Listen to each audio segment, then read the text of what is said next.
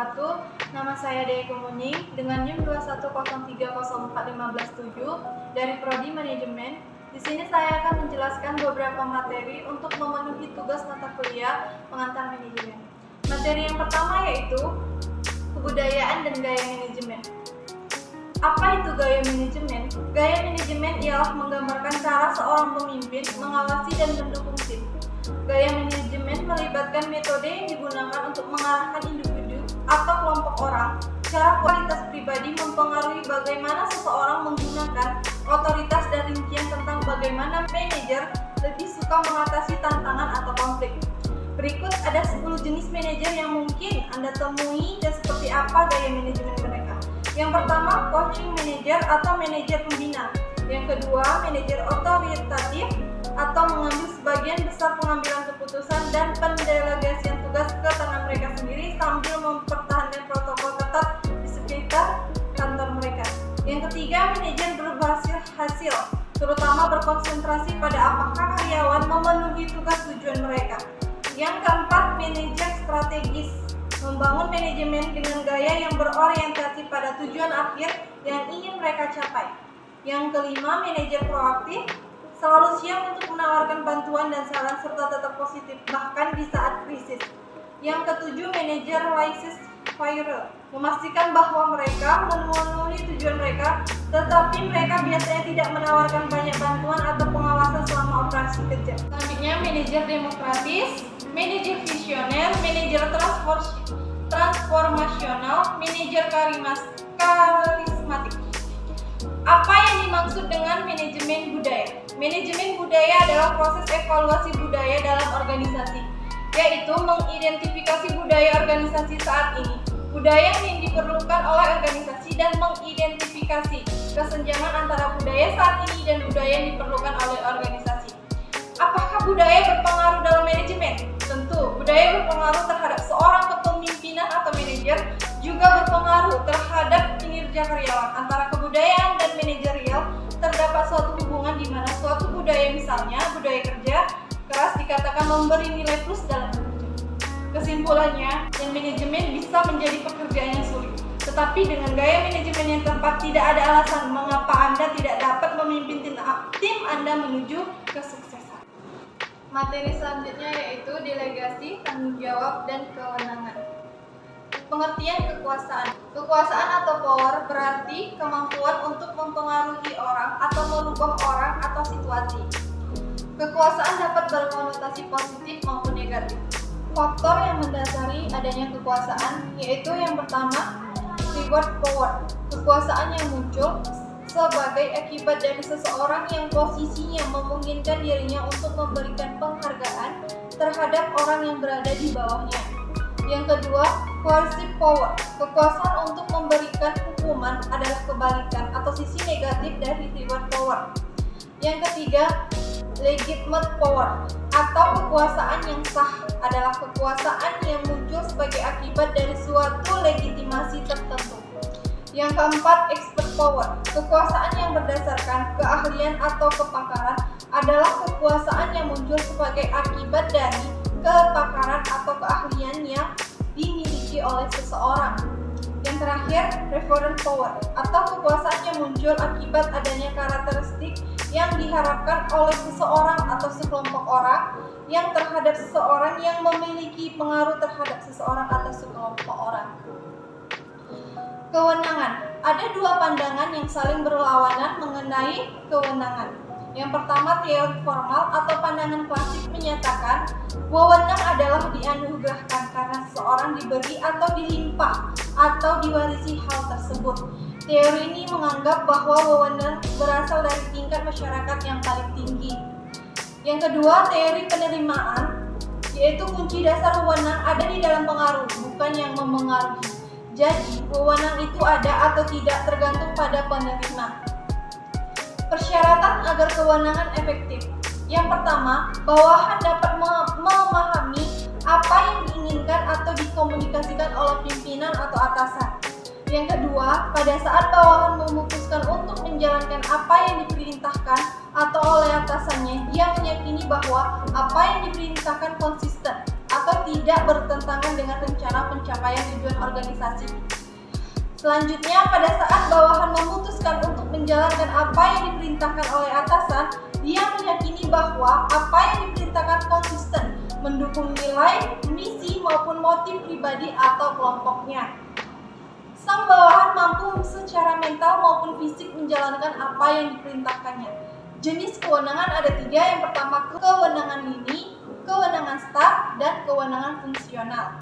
Selanjutnya, tanggung jawab. Kewenangan dan tanggung jawab. Manajer yang diberi wewenang menyadari terdapat tanggung jawab dalam setiap kewenangan dan menjalankan tanggung jawab tersebut.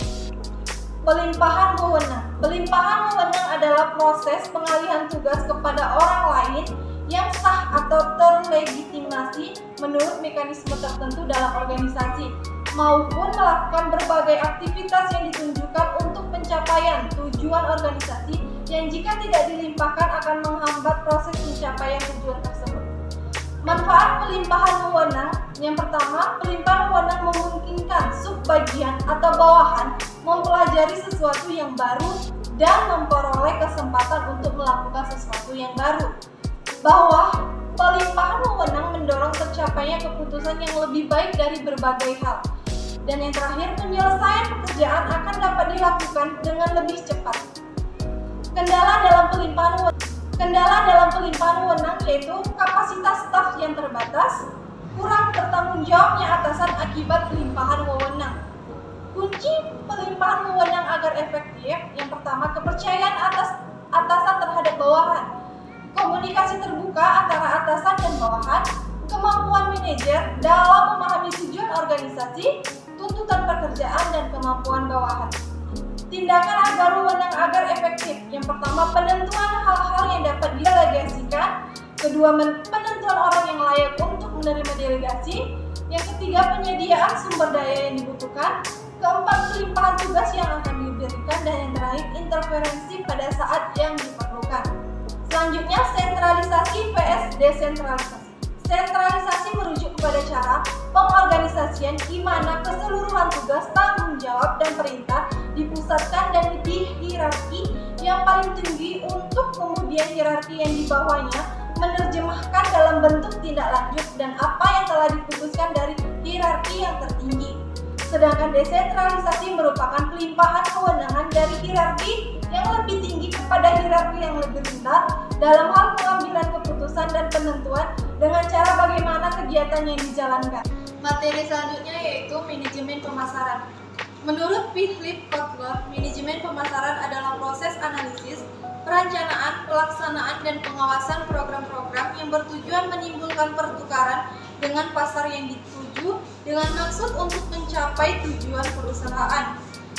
Sedangkan menurut Dam Hester dan Handoko, manajemen pemasaran ialah salah satu kegiatan pokok yang dilakukan oleh perusahaan untuk mempertahankan kelangsungan perusahaannya, berkembang, dan mendapatkan keuntungan dari kegiatan pertukaran.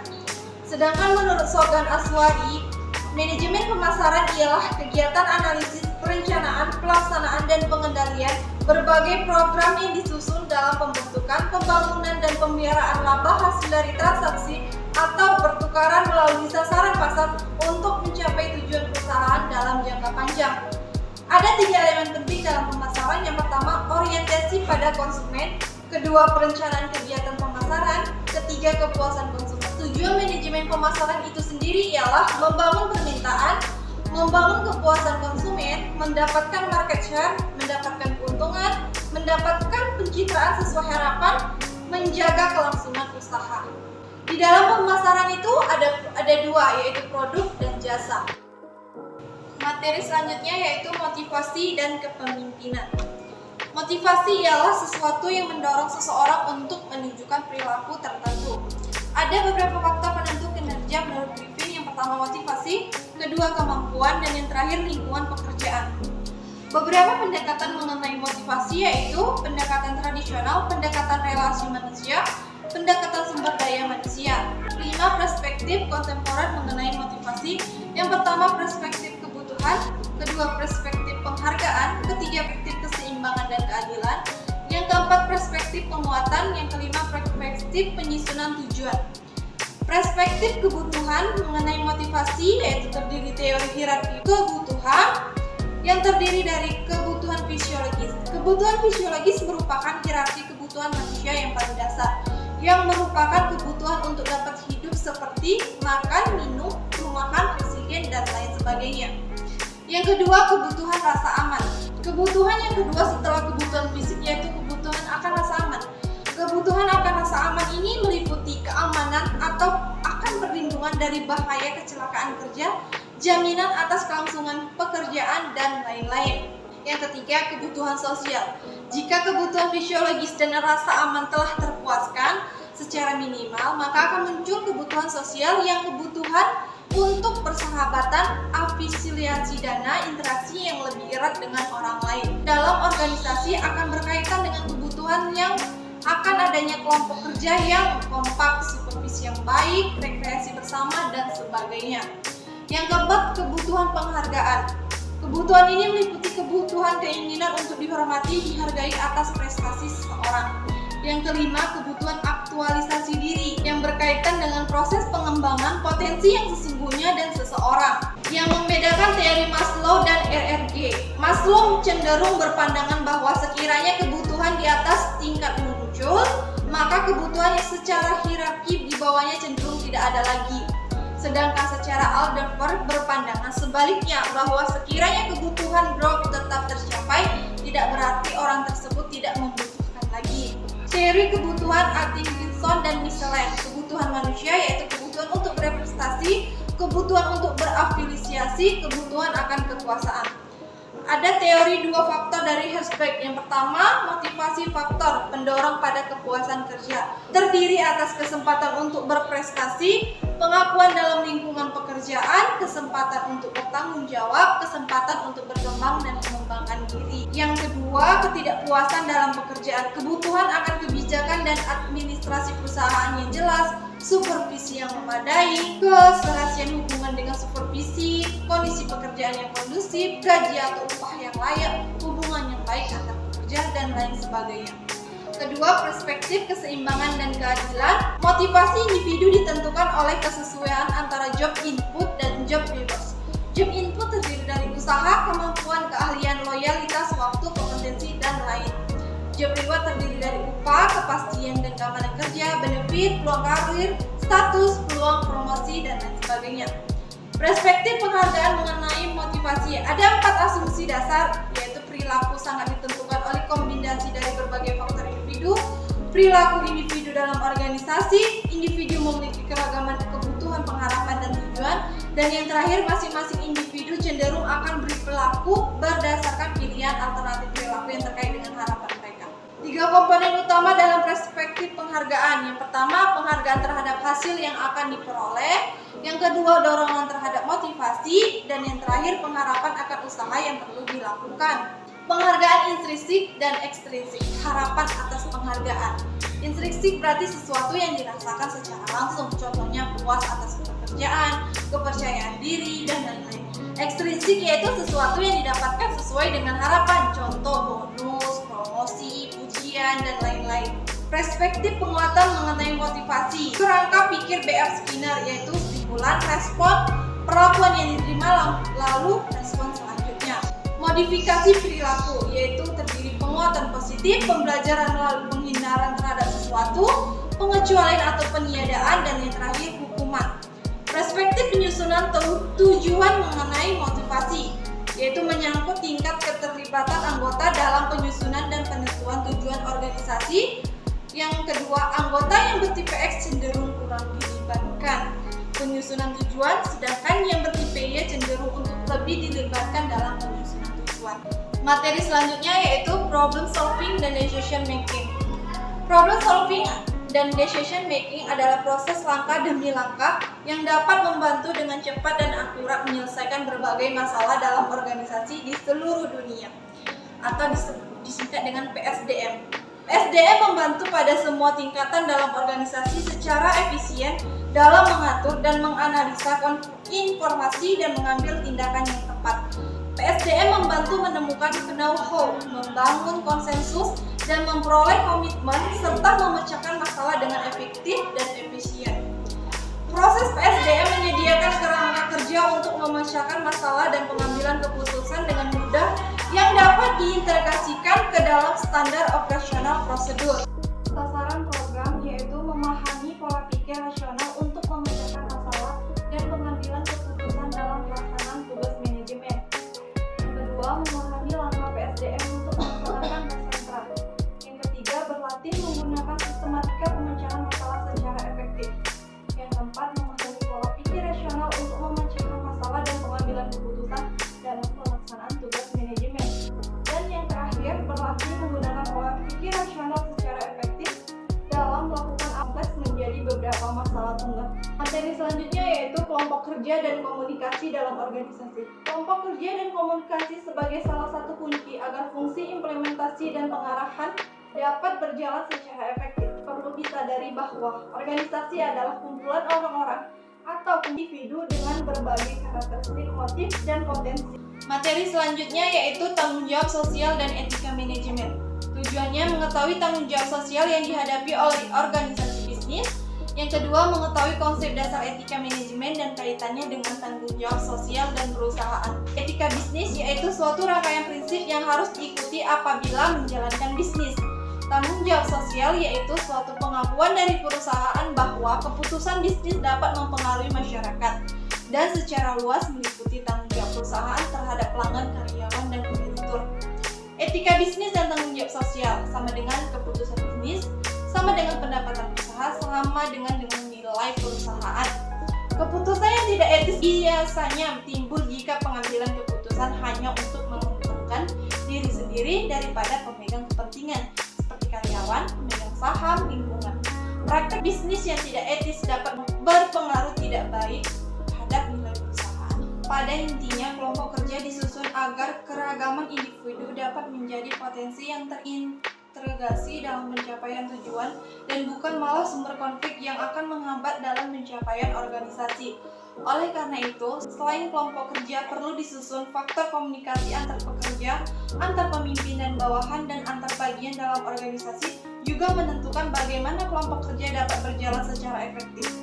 Akhirnya, dengan keragaman potensi individu, pola kepemimpinan yang sesuai, kelompok kerja yang tangguh, serta komunikasi yang berjalan secara efektif, fungsi implementasi dan pengarahan dari rencana yang telah disusun barangkali tidaklah menjadi sesuatu yang sulit untuk dijalankan, sehingga tujuan akan lebih mudah dicapai secara efektif dan efisien. Kelompok kerja dalam organisasi adalah kelompok yang disusun oleh organisasi dengan tujuan untuk menjalankan berbagai pekerjaan yang terkait dengan pencapaian tujuan organisasi. Karakteristik kelompok merupakan kumpulan yang beranggotakan lebih dari satu orang, yang berarti adanya karakteristik yang berbeda dari setiap orang, adanya interaksi di antara kumpulan orang tersebut, dan adanya tujuan bersama yang ingin dicapai. Pada intinya, kelompok kerja disusun agar keragaman individu dapat menjadi potensi yang terintegrasi dalam pencapaian tujuan dan bukan malah sumber konflik yang akan menghambat dalam pencapaian organisasi. Oleh karena itu, selain kelompok kerja perlu disusun faktor komunikasi antar pekerja, antar pemimpin dan bawahan, dan antar bagian dalam organisasi juga menentukan bagaimana kelompok kerja dapat berjalan secara efektif. Akhirnya, dengan keragaman potensi individu, pola kepemimpinan yang sesuai, kelompok kerja yang tangguh, serta komunikasi yang berjalan secara efektif, fungsi implementasi dan pengarahan dari rencana yang telah disusun barangkali tidaklah menjadi sesuatu yang sulit untuk dijalankan, sehingga tujuan akan lebih mudah dicapai secara efektif dan efisien. Kelompok kerja dalam organisasi adalah kelompok yang disusun oleh organisasi dengan tujuan untuk menjalankan berbagai pekerjaan yang terkait dengan pencapaian tujuan organisasi. Karakteristik kelompok merupakan kumpulan yang beranggotakan lebih dari satu orang, yang berarti adanya karakteristik yang berbeda dari setiap orang, adanya interaksi di antara kumpulan orang tersebut, dan adanya tujuan bersama yang ingin dicapai. Materi selanjutnya yaitu konflik. Konflik secara etimologi berasal dari kata kerja Latin yaitu kon, yang artinya bersama, dan vigor, yang artinya benturan atau bertabrakan. Secara umum, konflik merupakan suatu peristiwa atau fenomena sosial di mana terjadi pertentangan atau pertukaran baik antar individu dengan individu dan kelompok, kelompok dengan kelompok, maupun kelompok dengan pemerintah. Konflik dilatar belakangi oleh perbedaan ciri-ciri yang dibawa individu dalam suatu interaksi. Perbedaan-perbedaan tersebut diantaranya adalah menyangkut ciri fisik, pengetahuan, adat istiadat, keyakinan, gagasan, dan lain sebagainya. Dengan dibawa sertanya ciri-ciri individual dalam interaksi sosial, konflik merupakan situasi yang wajar dalam setiap masyarakat dan tidak satu masyarakat pun yang tidak pernah mengalami konflik antar anggotanya atau dengan kelompok masyarakat lain. Konflik hanya akan hilang bersamaan dengan hilangnya masyarakat itu sendiri. Baiklah, sekian materi dari saya. Jika ada